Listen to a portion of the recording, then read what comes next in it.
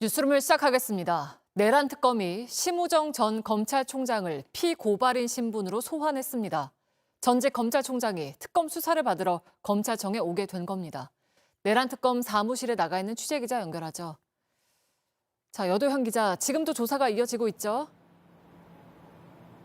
네, 그렇습니다. 지금도 조사는 진행 중입니다. 오전 10시에 출석했으니까 약 8시간 정도 조사가 진행 중인 겁니다.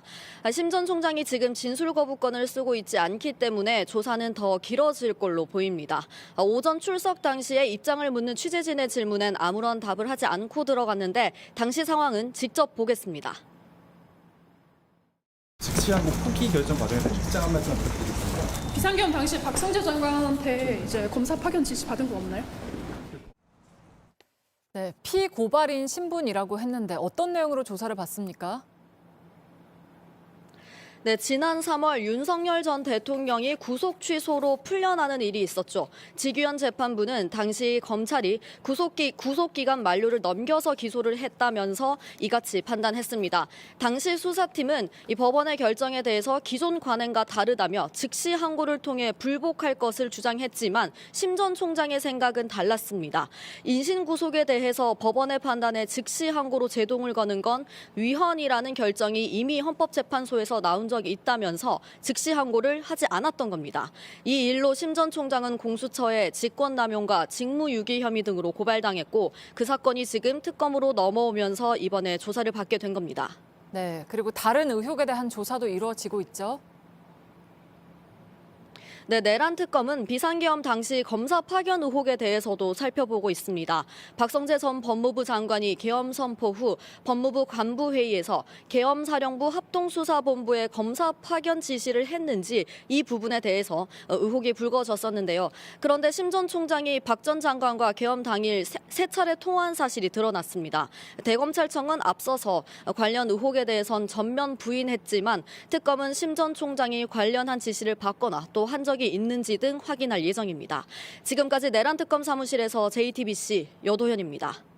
윤석열 전 대통령 부부와 통일교의 유착 의혹을 받는 한학자 통일교 총재가 내일 구속심사를 받습니다.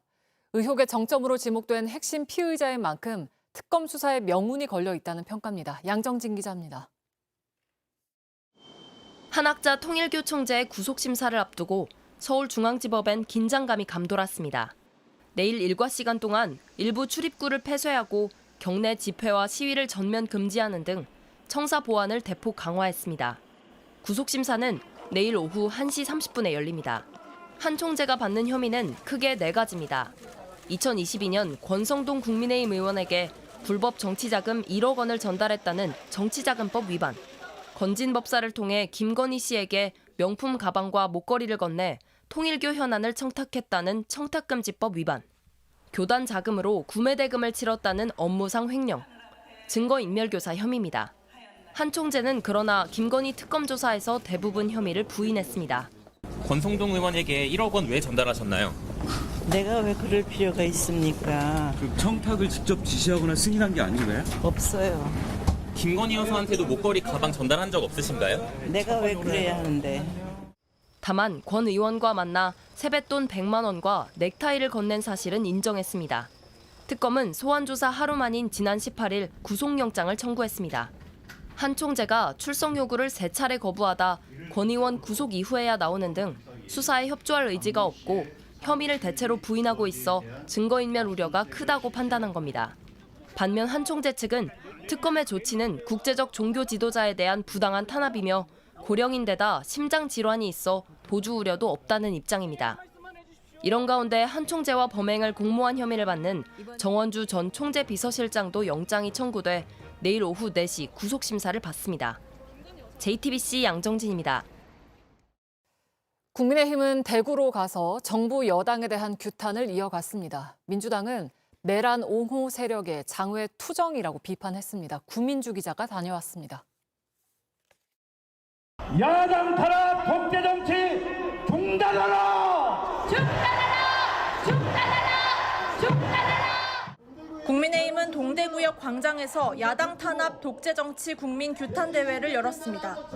송환석 원내대표는 법치와 민주주의가 무너진 100일이라고 이재명 정부를 비판했습니다. 그 국가를 허물어뜨리는 데는 하루면 족하다는 말이 있습니다. 이 정부의 전과가 몇 번인지 아세요? 이것은 우리가 범죄자 주권 정부라고 불러도 될 듯한데 여러분 동의하십니까? 마이크를 넘겨받은 장동혁 대표는 더 센 투쟁을 예고했습니다. 이게 나라입니까? 이게 법치입니까? 이 보수의 심장에서 시민과 함께 국민과 함께 그 힘든 싸움을 시작하려 합니다.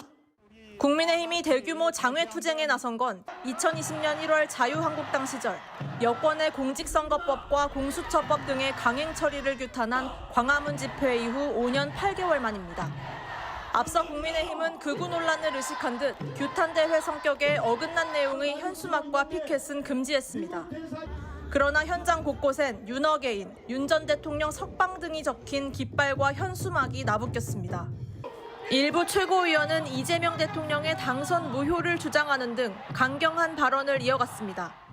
저는 이재명을 대통령이라 부르지 않습니다.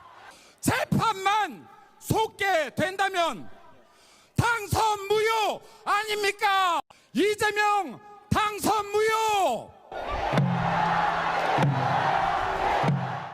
민주당에선 명분 없는 투쟁이라고 즉각 비판했습니다. 정청래 대표는 내란옹호 대선 불복 세력의 장외 투정이라며 가출한 불량배들이라고 직격했습니다. 국민의힘은 내일 이곳 대구에서 현장 최고위원회의를 엽니다. 이후 추석 연휴 전까지 대전과 인천 그리고 서울에서 전국관이 여론전에 나설 예정입니다. JTBC 구민주입니다. 미국에서 전문직 취업 비자를 신청하려면 당장 오늘부터 한 사람당 우리 돈 약 1억 4천만 원을 내야 합니다. 하지만 시행 하루 만에 백악관 내부 설명조차 엇갈리면서 혼선이 더 커지고 있습니다. 워싱턴 정강은 특파원입니다. 트럼프 대통령은 현지 시간 어제 과학, 기술, 공학, 수학 분야의 전문 직종에 적용되는 H-1B 비자 프로그램을 개편하는 포고문에 서명했습니다. The country would rather not have to pay $100,000, but they'd rather, how do you do that? You hire Americans. So there's an incentive to hire American. 포고문 서명 하루 만에 시행에 들어갔습니다. 현지 시간 21일 자정을 기점으로 전문직 비자 신청자는 기존 $1,000의 100배인 10만 달러, 우리 돈 약 1억 4천만 원을 내야 합니다. 속전속결로 시행에 들어갔지만 혼선은 더 커졌습니다. 러트닉 상무장관은 해마다 다시 신청할 때마다 이 수수료가 적용된다고 설명했습니다. Renewals, first times, the whole idea, it's annual and it's for total, it can be a total of 6 years. So $100,000 a year. So. 하지만 익명의 백악관 관계자는 로이터 등 일부 외신에 신규 신청자만 해당되고 수수료도 해마다 내는 게 아닌 일회성이라고 밝혔습니다. 하루 만에 백악관 내부에서 정반대의 설명이 나온 겁니다. 엇갈린 설명 탓에 현장도 혼란스럽습니다.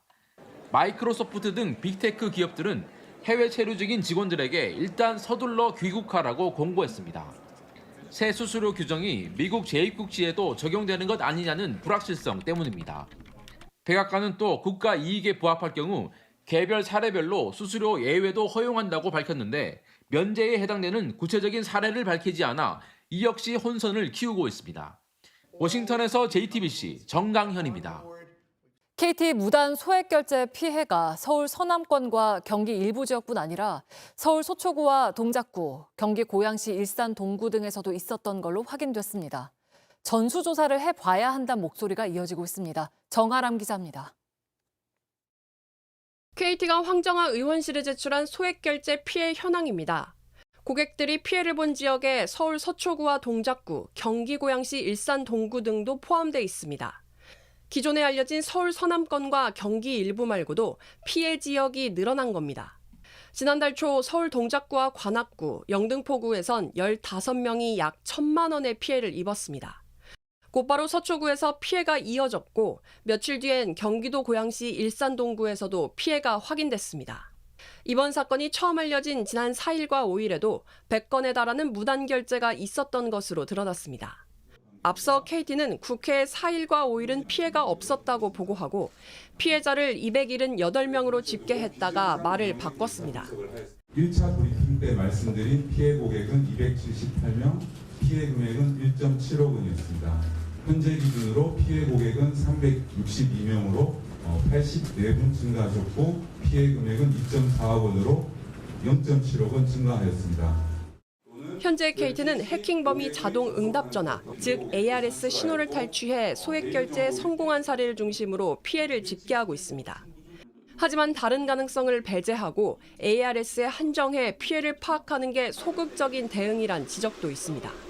피해의 가능성이 생각보다 크고 넓다. 그런 관점에서 문제를 들여다봐야 되는데 회사에 그 데미지가 입지 않는 쪽으로만 이 문제를 들여다보고 있는 게 아닌가. 피해 규모와 지역이 점점 늘면서 전수조사와 수사 확대를 요구하는 목소리가 커지고 있습니다. JTBC 정아람입니다.